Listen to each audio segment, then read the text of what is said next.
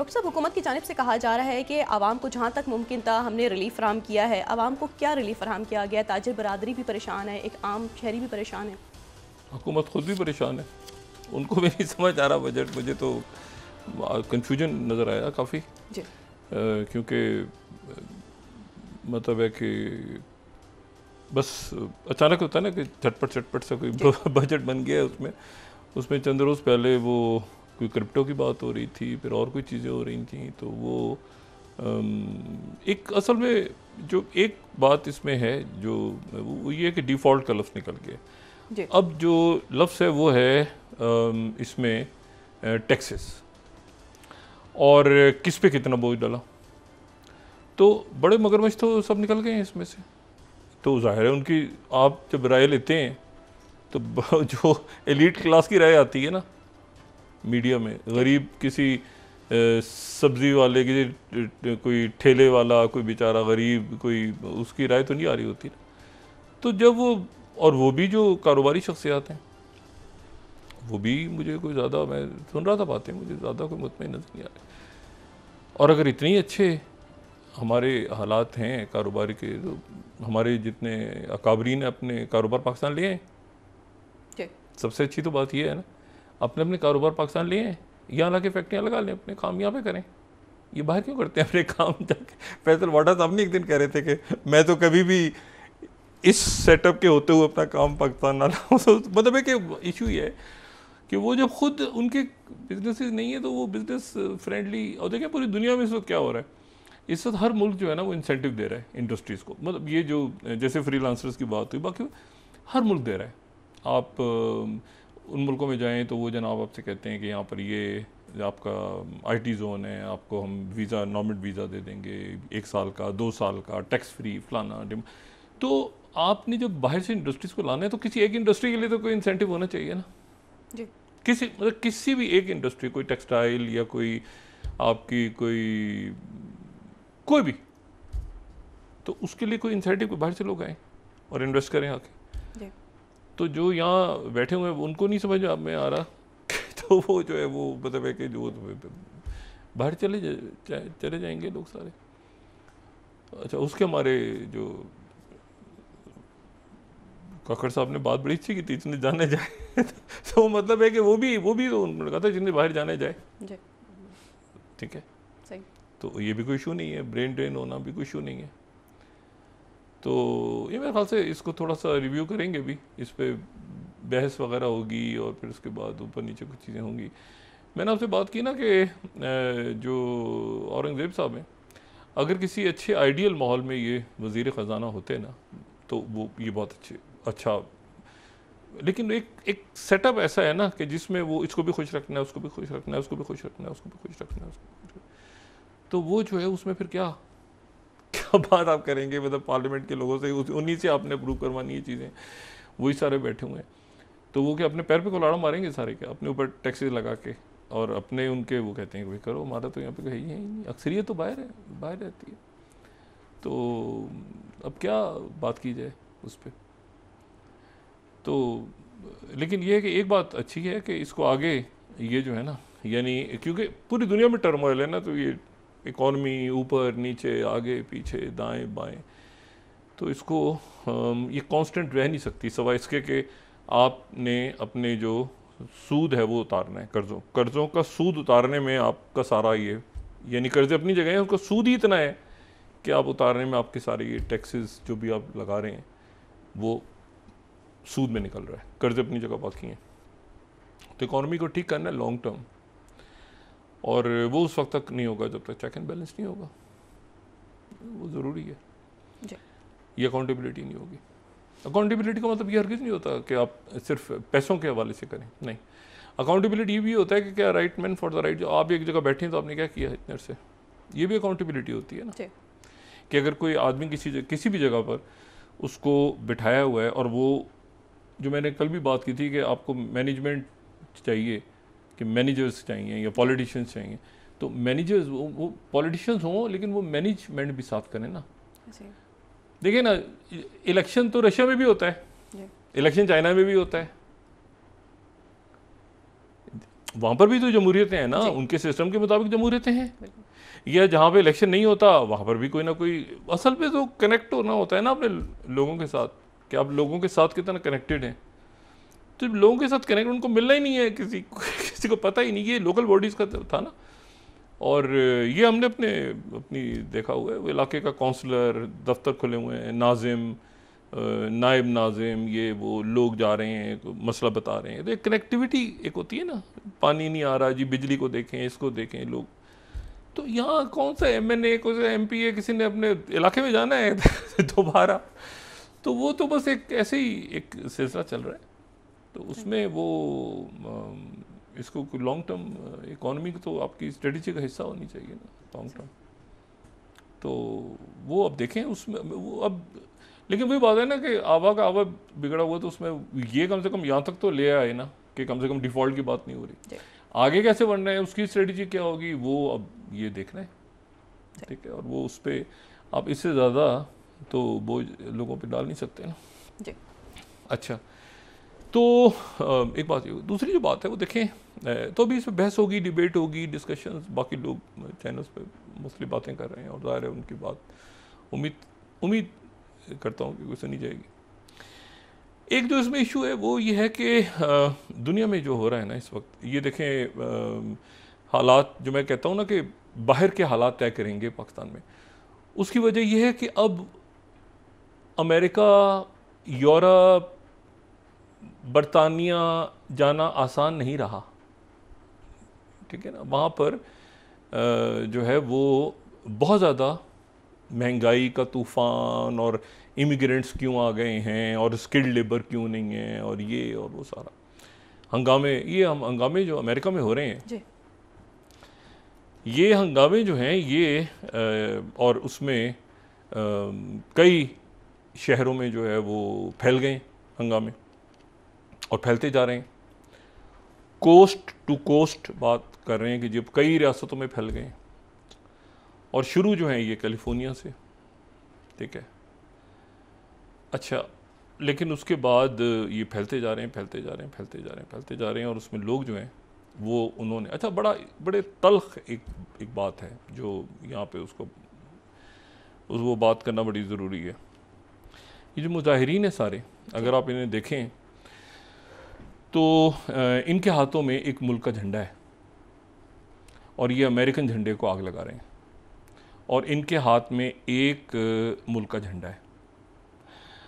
वो जो झंडा लहरा रहे हैं मुजाहिरीन, बहुत सारे गाड़ियों को आग लगी, ये अमेरिका है। और यहाँ पर प्रेसिडेंट ट्रंप ने बुला तो लिया है इनको, मेरीन्स को, और जो वहाँ पे नेशनल गार्ड्स को, लेकिन वो लॉ इन्फोर्समेंट का काम, मतलब वो इख्तियार नहीं कर सकते, लॉ इन्फोर्समेंट का काम वो नहीं कर सकते, वो उसे डराने के लिए और वैसे खड़े हैं। लेकिन वो लॉ इन्फोर्समेंट का वो ये नहीं कि मुजाहिरीन के ऊपर गोली चला दें, ऐसा उनके इख्तियार नहीं है उनके पास।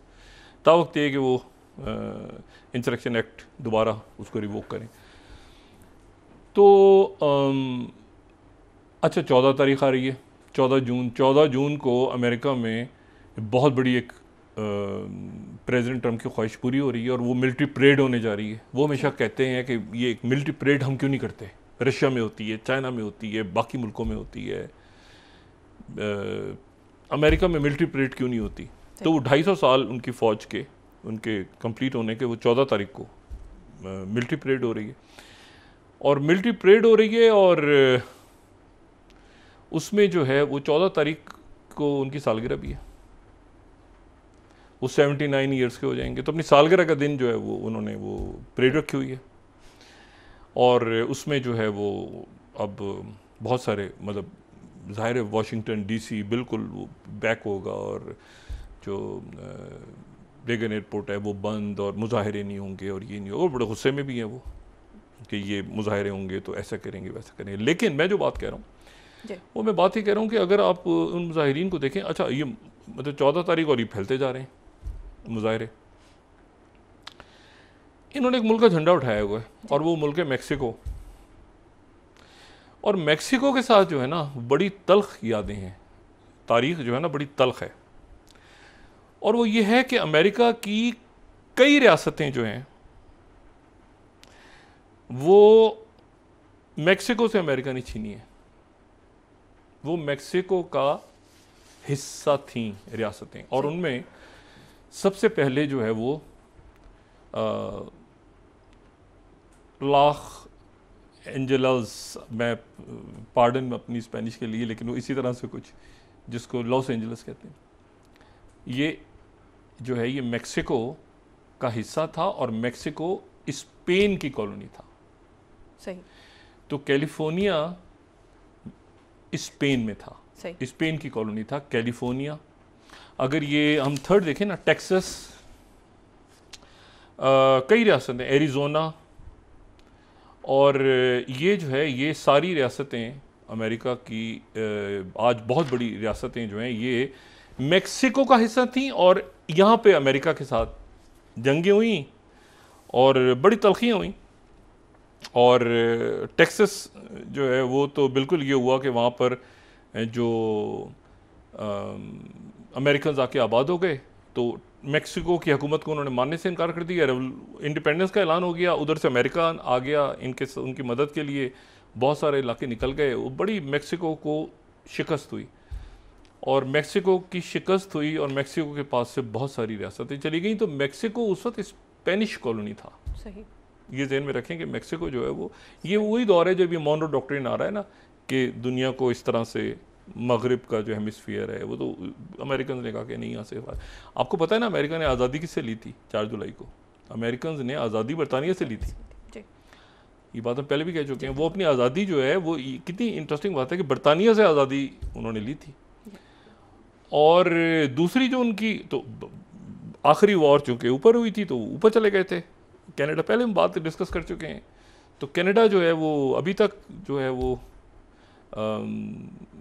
उसी ब्रिटिश सिस्टम में, उसको ध्यान में रख लें, जिस मुल्क का दूसरे मुल्क में सफ़ीर नहीं बल्कि हाई कमिश्नर होता है, समझ लें कि ये अमेरिका बरतानिया की कॉलोनी रहा है। यानी मिसाल के तौर पे पाकिस्तान में भारत का सफ़ीर नहीं होता, भारत का हाई कमिश्नर होता है। उनके यहाँ हमारा हाई कमिश्नर होता है। बरतानिया का हमारे यहाँ सफ़ीर नहीं होता, हाई कमिश्नर होता है। ऑस्ट्रेलिया का हमारे यहाँ हाई कमिश्नर होता है। तो जो कनाडा का हाई कमिश्नर होता है। तो जिन मुल्कों के हाई कमिश्नर्स हैं ना एक दूसरे के मुल्क में, एम्बेसडर्स नहीं है, तो समझ लेंगे ये एक ज़माने में बरतानिया यहाँ पे रूल करता रहे।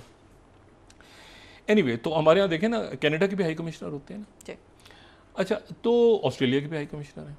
तो मैं सिर्फ ये कहना चाह रहा हूँ कि मेक्सिको का बहुत बड़ा इलाका जो है ना, यानी कैलिफोर्निया, टेक्सास, और फिर शिकस्त हुई ना, उसके बाद ये हुआ कि वो वहाँ पर ये एरिज़ोना और निवादा, उता, ये सारे न्यू मैक्सिको, ये सारे इलाके अमेरिका के साथ जंग हुई 1835-36, उसके बाद फिर 1850, फिर ये 19वीं सदी पूरी जो है ना ये जंगें होती रहीं। और ये तो ये यहाँ पर मेक्सिको था, लेकिन मेक्सिको जो है वो स्पेन के अंडर में था, यानी स्पेन की कॉलोनी था।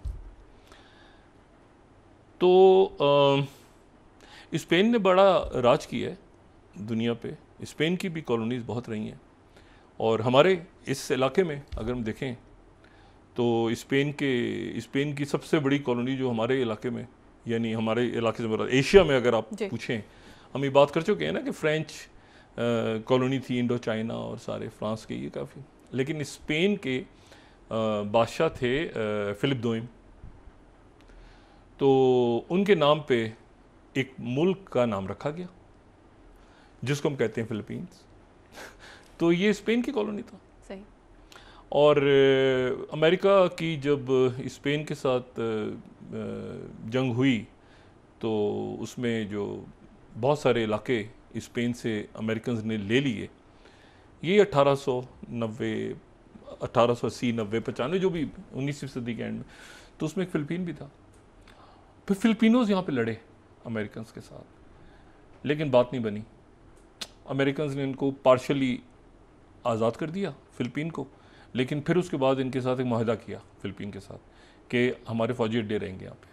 तो फ़िलिपीन जो है वो, और फिर म्यूचुअल डिफेंस ट्रीटी हुई और ये सारा हुआ 1951 में कि यहाँ पे अमेरिकन आप इत्तेहादी रहेंगे। और दूसरा जो स्पेन के साथ जो अमेरिका की लड़ाई हुई, तो ये सारा जो है ना क्यूबा और एल साल्वाडोर और कोलंबिया और उधर लैटिन अमेरिका में तो बहुत सारे स्पेन था, लेकिन उसमें ये हिस्सा भी था, ये रियासतें भी थी अमेरिका की, जो जो वो कहते हैं ना कि इन्वेडर्स आ गए हैं, और ये असल में उन वही लोग हैं सारे जो वहाँ से आके जिन्होंने झंडे मैक्सिको के उठाए हुए हैं। सही। अच्छा, अब इशू ये है कि अच्छा दूसरा जो मैं बात आगे करता हूँ, ये जो गुआम का बहुत इम्पोर्टेंट है ना पैसिफिक में आइलैंड, ये भी स्पेन का था। तो ये जब जंग हुई स्पेन के साथ अमेरिका की, तो जो इलाके निकले हाथ से, उनमें एक तो ये कॉलोनीज, ये सारी स्टेट्स निकल गई, और दूसरा जो है वो उनके हाथ से जो है वो ये फिलिपीन निकला, गुआम निकला, जो कि बड़ा स्ट्रेटेजिकली बड़ा इंपॉर्टेंट है। तो मेक्सिको की बड़ी, ये जो दीवार वगैरह लगाने की बात होती है ना, तो ये बड़ी ख़राब एक तरह से। अच्छा, उस वक्त फिर ये हुआ कि जो अमेरिकन उन रियासतों में थे ना, तो जब कब्जा हो गया तो वो सारे नेशनल अमेरिकन ने उनको नेशनलिटी, वो अमेरिकन सिटीजन बन गए। यानी जो कैलिफोर्निया में था, जो एलए में थे, जो टेक्सास में थे, वो सारे जब उधर गए तो अमेरिकन नेशनल बन गए। पुरानी बात भी नहीं है, मैं आपसे बात कर रहा हूँ कोई 150 साल पुरानी, यानी कोई 3 नस्लें पहले, 3-4 जनरेशन्स पहले से के लोग जो मैक्सिकन्स थे, तो वो अब उनके आप समझ लें कि पोते या परपोते जो हैं वो सड़कों पे हैं कि भाई हम तो, ये तो हमारा मुल्क है, ठीक है, ये तो हमारी रियासत है। तो ये यहाँ से एलए से शुरू हुआ है, ठीक है। लेकिन ये है कि ये उन दिनों में आ गया है जिन दिनों में उनकी परेड होनी है 14 को, और वो हंगामे हो रहे हैं और वो झंडे लेके निकले होंगे।